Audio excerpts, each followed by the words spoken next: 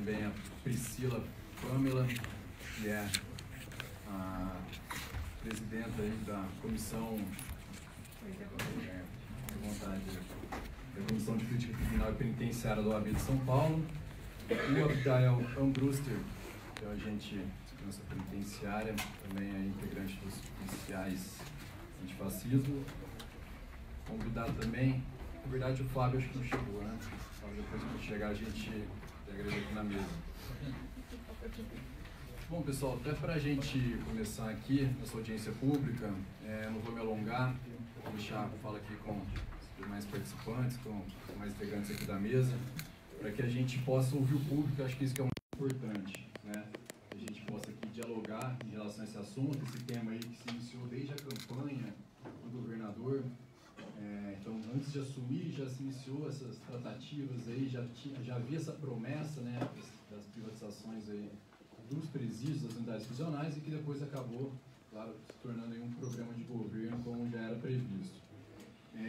E que não houve diálogo, né, não houve diálogo algum. A própria Assembleia Legislativa foi escanteada nessa conversa, a população, entidades, instituições. Depois seria bom a gente ouvir bastante os agentes penitenciários, as pessoas aí que integram, né, a Secretaria da Administração Penitenciária, para que a gente possa então conversar hoje esse espaço, né, para que a gente possa conversar em relação a essa proposta de privatização dos presídios, o que já adianto aqui para nós é algo inconstitucional, ilegal, viola aí diversas normativas em relação a tratados de direitos humanos, regras mínimas para o tratamento de presos da ONU. E só para a gente trazer um histórico aqui, até pelas entidades aqui, foram diversas entidades que organizaram, né, esse evento, e o histórico aqui em relação a algumas ações que foram feitas por essas entidades. Depois cada um, claro, vai poder falar em relação ao local aí que pertence. Mas em janeiro, desde janeiro, o Núcleo de Situação Carcerária, eu conheço aí, aqui da Defensoria, a gente oficiou o secretário para saber como estavam as tratativas em relação a essa proposta de privatização. E, infelizmente não houve resposta. Em fevereiro a gente se reuniu com o secretário e na ocasião foi evasivo, não houve nenhuma confirmação do que estava de fato ali ocorrendo, apenas afirmando que estavam havendo alguns estudos em relação ao tema, mas que não havia nada concreto ainda, e algumas visitas que estavam sendo feitas a algumas unidades prisionais no Brasil e outros países do mundo.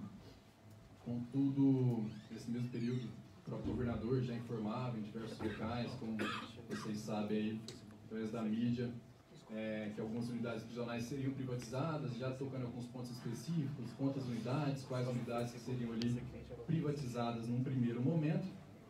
E em abril foi realizada uma audiência pública na Assembleia Legislativa do Estado de São Paulo, convocada aí pelo deputado Carlos Gianazzi, onde diversas pessoas aqui que são presentes participaram, dialogaram, conversaram em relação a esse assunto, tentando chamar, né, e trazer aí questões técnicas, questões do que seria possível, o que não seria possível em relação a esse assunto.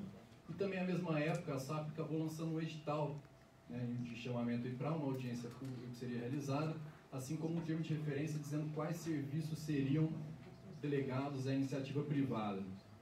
A audiência pública foi realizada, então, no começo de maio, onde também diversas pessoas aqui estiveram presentes e que acho que se surpreenderam com a forma que foi realizada aquela audiência pública, né, que a expectativa, acredito, de muitos era dialogar acerca das possibilidades ou não, primeiramente, de uma privatização de unidades prisionais, mas que já passou-se a um segundo momento, né, onde a Secretaria trouxe, na verdade, elementos para que se formasse um edital para a própria licitação, como se a privatização já fosse ali um pressuposto. Contudo, até pela mobilização das pessoas que estiveram ali presentes, e aqui digo principalmente dos agentes penitenciários, a conversa, felizmente, tomou-se um outro caminho, ou tentou-se dialogar um pouco, conversar em relação a possibilidades ou não de se privatizar essas unidades prisionais. Importante ressaltar que na própria audiência pública, o assessor técnico que estava ali presidindo a audiência pública, Coronel Severo, informou que, apesar desses avanços, né, das tratativas em relação à privatização, não havia nenhum estudo técnico, nenhum dado, nenhuma estatística aí que verificasse ali com dados a viabilidade dessa medida que estava sendo tomada pelo governo. Informar também que várias entidades que estão compondo aqui esse evento e organizaram, redigiram uma nota técnica em relação à privatização dos presídios, indicam os motivos por quais são contra a privatização dos presídios, né? Uma nota técnica, inclusive, tem ali fora, não sei se todo mundo conseguiu pegar, teve acesso, mas redigimos essa nota técnica, publicamos e também enviamos como manifestação para a Secretaria da Administração Penitenciária. Então, esse contexto que a gente acabou decidindo realizar essa audiência pública, no nosso entender, isso não tem sido feito, não tem sido dialogado, não tem sido conversado. Como a própria secretaria, né, podemos dizer, a própria secretaria afirmou que não teve estudos técnicos, isso não passou nem por uma base estatística, por que seria viável, qual seria a necessidade de se privatizar as unidades prisionais de São Paulo, quais seriam as possibilidades de se privatizar. Então, por isso é que a gente resolveu fazer essa audiência pública, para a gente conversar um pouquinho. Que, ao nosso ver, é uma medida absolutamente inconstitucional, uma medida ilegal, que viola diversos tratados internacionais, delegar o poder de polícia, por exemplo, o cargo, né, ocupa o agente penitenciário, delegar ele para iniciativa privada, isso é absolutamente inconstitucional, porque isso viola o próprio poder de polícia, que é indelegável. A própria assistência jurídica, que foi tratada no termo de referência, que seria também delegada à iniciativa privada, ainda que de forma suplementar, também é inconstitucional, viola o artigo 134 da Constituição Federal, que preceitua que a assistência jurídica deve ser prestada pela Defensoria Pública. Então, nosso entender, eu falo no nome do Núcleo de Situação Carcerária da Defensoria, o que na verdade quer passar ao empresariado, pequenos empresários, mas com grandes negócios aí, esse lucro a partir do sofrimento humano e aproveitando, infelizmente, esse bárbaro encarceramento em massa que ainda ocorre no sistema penal brasileiro. Brasil, terceira maior população carcerária do mundo, né? Como todos eles sabem, mas nunca é demais a gente repetir, que é a segunda maior taxa de aceleração da população carcerária, né? Tornando, claro, para essas pessoas um mercado muito atraente. Então, infelizmente, você entender o motivo da privatização é somente esse, mas é um momento de a gente ouvir aqui a todos, a todas, quais os apontamentos que querem fazer em relação a esse assunto.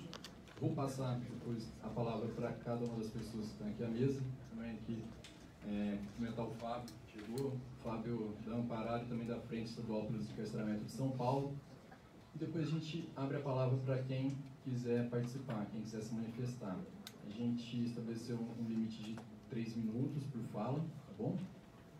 Peço que todo mundo aí consiga respeitar esse tempo para a gente conseguir fazer um trabalho mais dinâmico nessa audiência pública. E pedir também a todos que queiram se manifestar para vir à frente, até para facilitar na gravação.